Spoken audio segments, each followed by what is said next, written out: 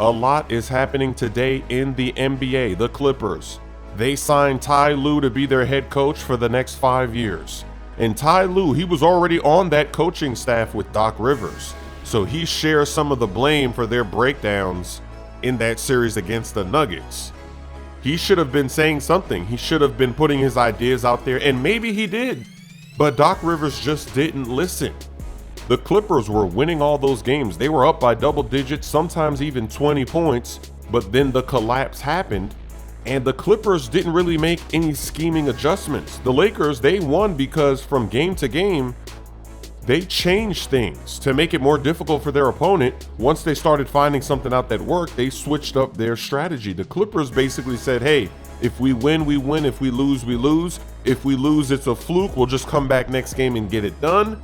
But you saw what the Nuggets did. Doc Rivers made one change in that series. At the end of Game 6, he put Kawhi Leonard to guard Jokic. That way, if they do the pick and roll, they could just switch it. And also, he's making sure that Jokic is not getting any open looks on the perimeter because their bigs were not doing a good job helping and showing with the pick and roll and the pick and pop. And then in Game 7, at the start of the game, Doc Rivers, he went to that strategy. But it was too little too late at that point because the Nuggets, they already won multiple games. They've got their confidence up. And then in Game 7, Kawhi Leonard and Paul George, they finally have a terrible game. They have a terrible second half, a terrible fourth quarter. Anything can happen in the Game 7, and it was just sad to see it happen. But maybe Ty Lue, maybe Doc Rivers didn't listen to Ty Lue, and he just stuck with what he wanted to do, and that's why he didn't make any changes until it was too late. Now we have good news for Lakers fans, the news that every Laker fan wants to hear. Anthony Davis, he's going to opt out, but then re-sign to stay with the Los Angeles Lakers. That combination of Anthony Davis and LeBron James, it is lethal. No team in the NBA right now has answers to defend both of those players. They might have answers to defend maybe one of them, but not both. So they're always going to have an advantage. They're always going to have a mean mismatch that they can scheme around. And even if they lose some of their other players, like right now, Dwight Howard is getting interest from the Golden State Warriors, and he might get interest from even more teams because he's a great player. As long as you're not asking him to play like the Orlando Magic Dwight Howard, where you want him to score every time in the post, he's going to fit in nicely. Caldwell Pope, he might leave. He has an $8 million contract, so there could be other teams that are going to offer him a nice payday. The Lakers don't want to pay too much for one player.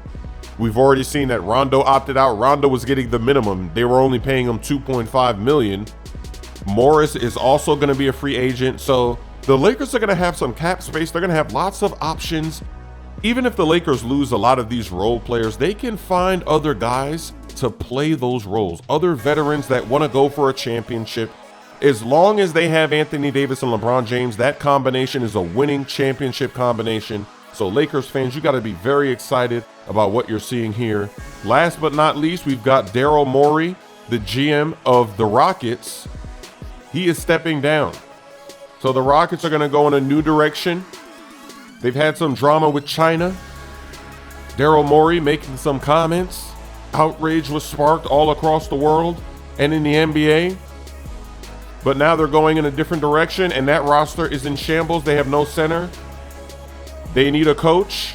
So they're probably going to go in a totally different direction, more traditional. We'll see what they do. It's going to be very interesting. But so far, the offseason is already moving along, and we know it's always entertaining to see what happens. And it hasn't even officially started yet. The official date of free agency is October 18th. That's coming up very soon.